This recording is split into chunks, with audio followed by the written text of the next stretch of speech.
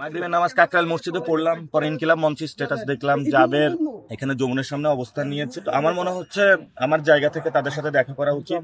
আমি তাদের সাথে দেখা করেছি এবং ওনারা একটা টাইম ফ্রেম দিয়েছেন যে এই বিষয়ে সরকার অ্যাড্রেস করা উচিত।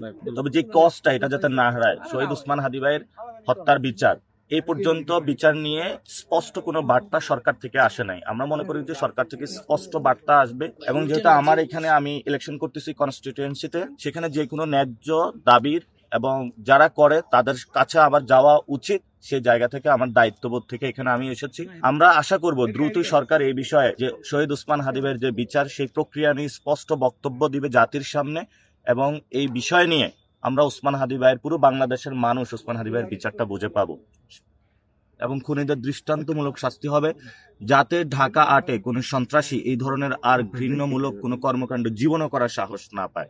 জি, ভাই, অন্তর্বর্তীকালীন সরকার যদি এই হত্যাকাণ্ডের তদন্ত সুষ্ঠুভাবে না করতে পারে, নির্বাচিত সরকার কি পারবে? আপনার কি মনে হয়? এটা কোনো সরকার না, এটা হলো বিচার ব্যবস্থার উপরে। আমাদের বিচার ব্যবস্থা খুবই ভঙ্গুর পর্যায়ে, বিচার ব্যবস্থা সুসংহত করা হয় নাই বলে কিন্তু আজকে এই অবস্থা।